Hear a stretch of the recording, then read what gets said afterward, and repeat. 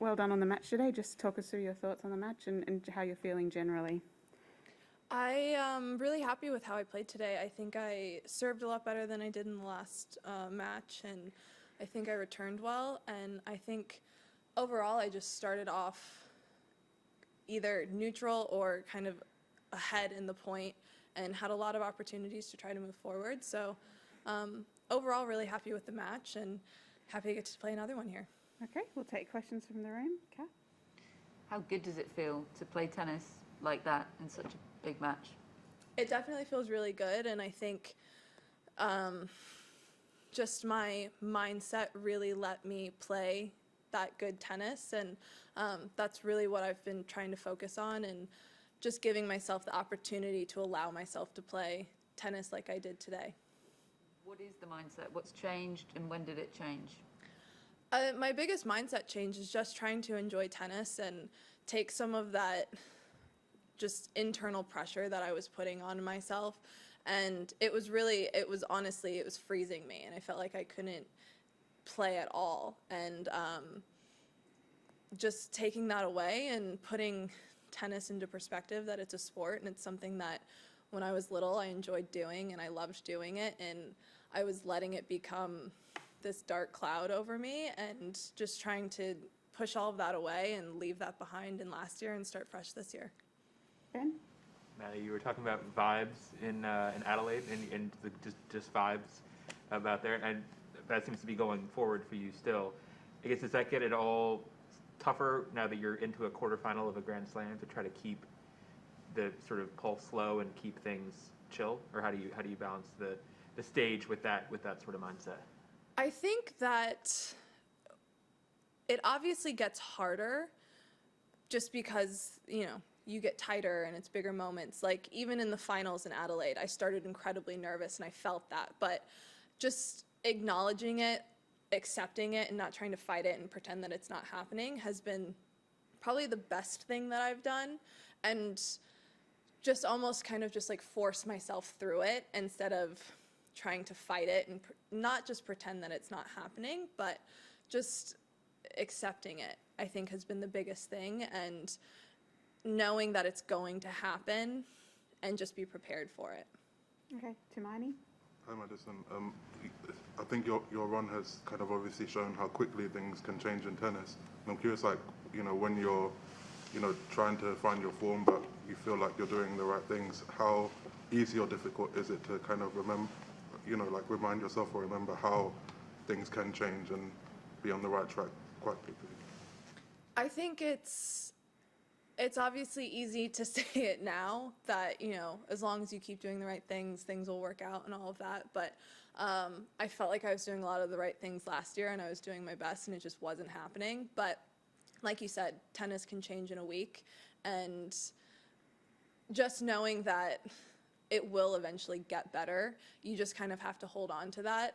Obviously, when you're, week 4, 5, and 6 of not good results, it gets a little bit frustrating, but just knowing that you can get yourself out of it and it can switch very quickly, I think you just have to keep reminding yourself of that. Okay, Ben? Just on a slightly different topic, I'm writing about Alizé Cornet today, who's going for this record of most consecutive Grand Slams played. She's up over 60 now and is on pace to break it later this year. You played her a bunch throughout your career. I'm just curious what you make of that sort of record and of what it takes to have that kind of longevity and durability in the sport. It's funny that you asked that. I was watching her yesterday thinking, I feel like I see her deep in a slam at some point virtually every year, or winning a title, or deep in a big tournament. And it's so impressive. And I think I wish that I could say that I had that kind of record, but to see that she's been able to enjoy it. I mean, she still competes at the highest level, and you can tell that every single point she wants to win it. So it's very, very impressive to watch. Where do you see the sort of enjoyment when you watch her? I just love how much she loves competing. I don't even know who she plays, but yesterday I was laughing thinking I want to see Danielle Collins and Cornet play each other. Just because I had them on this, like, next to each other in the gym, and it was just like one would win a point and then the other one would win a point. So I just love their fire, and I love how much she wants every single point. Okay, Kat? Have you been doing anything other than eat, sleep, watch and play tennis, or have you stuck with that routine?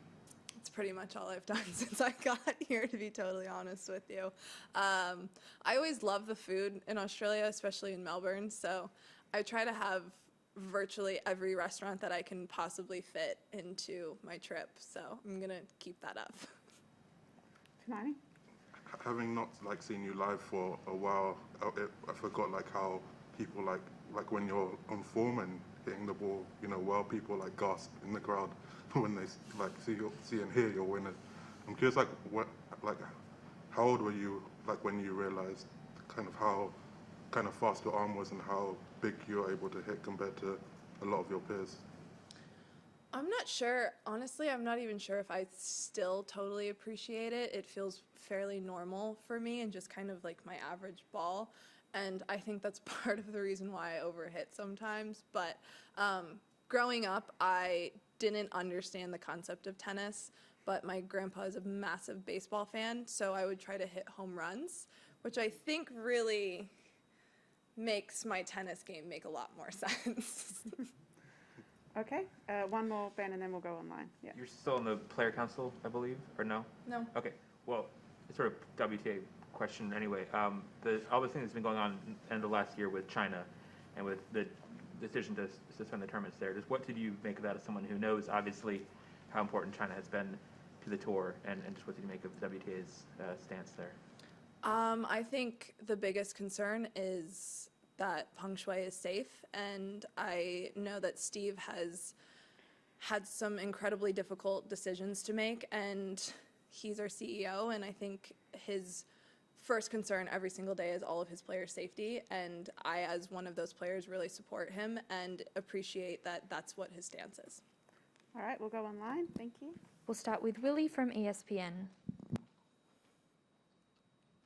Hi, Madison. You were talking a bit ago about the power that you have, and I was wondering if you could describe how you feel about that power today and how it might compare with other times in your career, because your opponent in this match spoke of the power of your returns, and my question is about your feeling as you're hitting those returns and knowing you have that sort of power.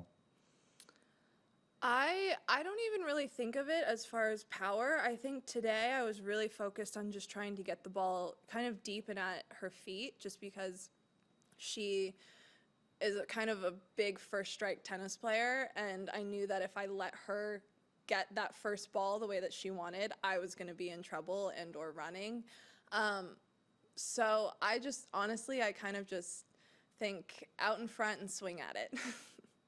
We'll take our next question online from Craig Gabriel, Cross Court Promotions. Madison, a few moments ago, you were talking about, quote unquote, a dark cloud as far as your tennis was concerned and your approach.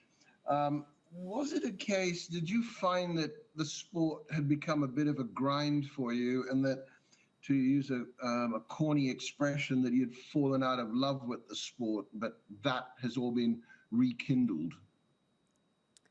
I think last year was just difficult. It started off with not being able to come to Australia, and then I felt like I was behind because everyone else had done so well, and I kind of just started comparing myself to everyone who was doing well and feeling that kind of panic of, I have to catch up, and then being in bubbles was really difficult for me personally. I don't really thrive when my entire life becomes about tennis. I start thinking about it too much, and it just starts becoming a little bit overwhelming for me. So not being able to kind of, get out, go for walks, separate myself from the tournament a little bit got really difficult, and then it kind of just spiraled from there, and it just felt like it was just another brick on top of another brick, and everything just got a little bit heavier and heavier and harder to deal with. So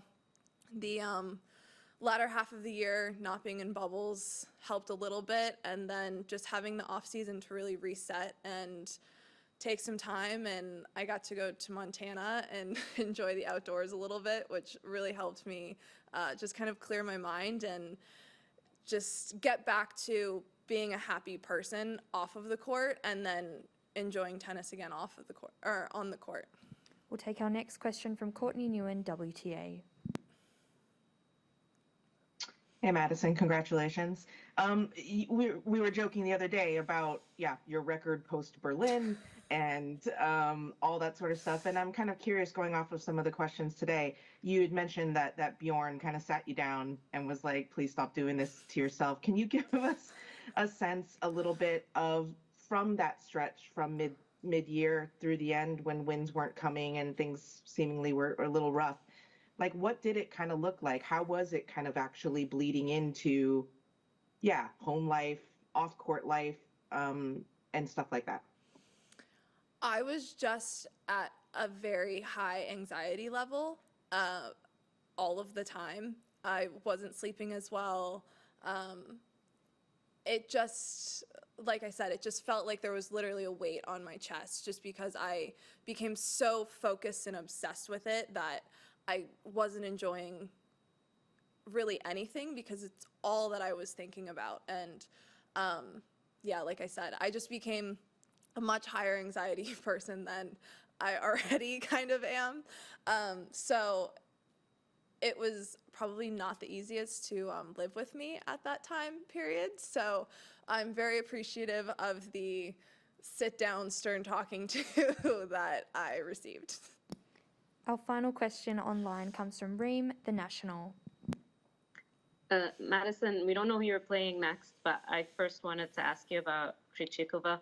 You've only played her in doubles, I think, and you get to play her now when she's in a phase where she almost looks like she has like the cheat codes for tennis. She can do everything, and I'm wondering first if you can speak about her. What kind of challenge will she pose for you?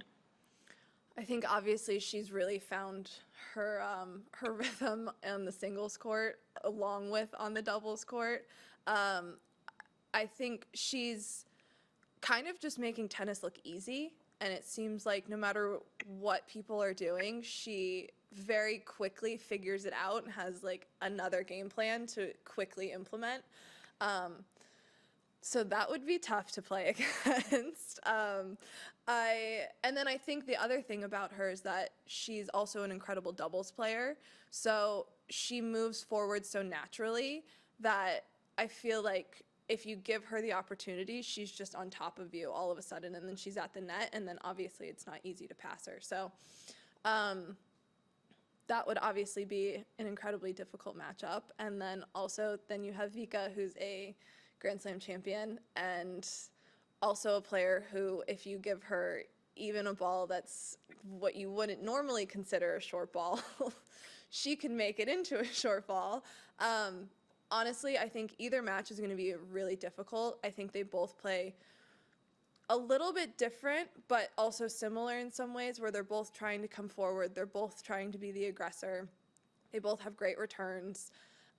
So, I mean, honestly, either matchup's going to be difficult. You can give us a couple of top restaurant recommendations for Melbourne. What would it be? Oh man, what would it be? I love Chin Chin. Rockpool if you're feeling the steakhouse, but that's, kind of not boring, but like I feel like everyone always says Rockpool. But Chin Chin, there's Tonka, which is really good for Indian food. There's a really good Mexican place that if you ask me what the name is, I cannot tell you, but if you want me to give you very specific details of how to get there, I can give you those. Thank you. We'll conclude. I'll ask you. Yeah, ask me next year and I can let you know.